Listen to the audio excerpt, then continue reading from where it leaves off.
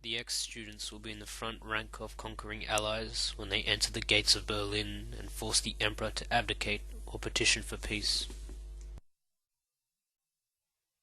They will return to rest on their well-won laurels, and by their stirring recitals of their conquests, will fill us with the desire to emulate them when we quit the college we all love so well.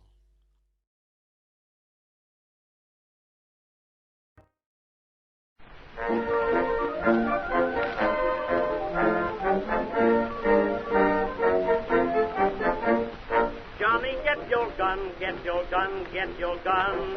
Take it on the run, on the run, on the run.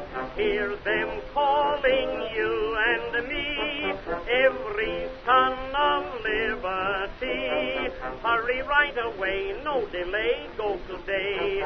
Make your daddy glad to have had such a lad. Tell your sweetheart not to pine, to be proud her boy's in line. Over there,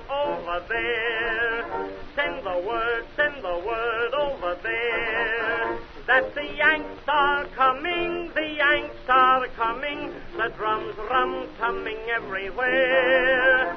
So prepare, say a prayer, send the word to beware. We'll be over, we're coming over, and we won't come back till it's over there, over there.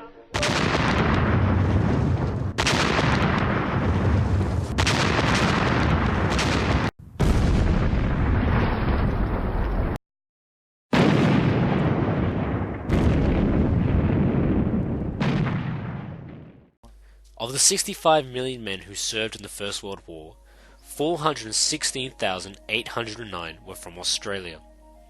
Of that, 81 were former students of Holy Cross College, Ryde.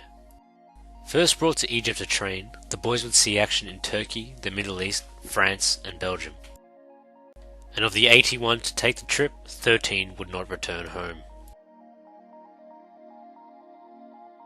Lieutenant William O'Halloran was shot on the 2nd of April 1917 at the Chateau in France after attempting to take an enemy machine gun. Private Gerald Heavey, one of the youngest boys from Holy Cross to serve, was killed on the 17th of April 1918. In July 1916, Australia suffered 5,333 deaths in 24 hours at the Battle of Fromelles. By the end of the war, around 60,000 Australian troops had died. A further 156,000 had been taken prisoner, gassed or injured. Captain David Dunworth left the public service and joined up in Liverpool as a full private. Promotion came rapidly and he sailed from Sydney as a lieutenant. In Egypt, he fought in the desert. He was sent to France where he won distinction at Pozières and was awarded the Military Cross. He was reported wounded and missing. A gloom fell over the college when they read this.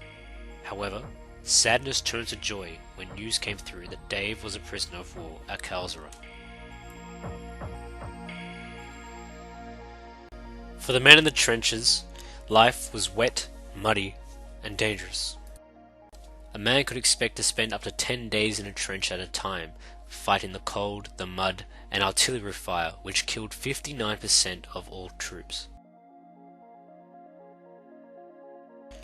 Due to outdated military strategy, a common cause of death was to go over the top of the trenches, across no man's land, and charge at the enemy.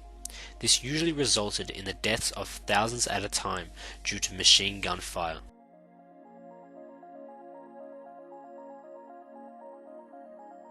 On the home front, women were tasked to take up the jobs left behind by serving men. Hundreds of thousands of women built the munitions which were later used on the front.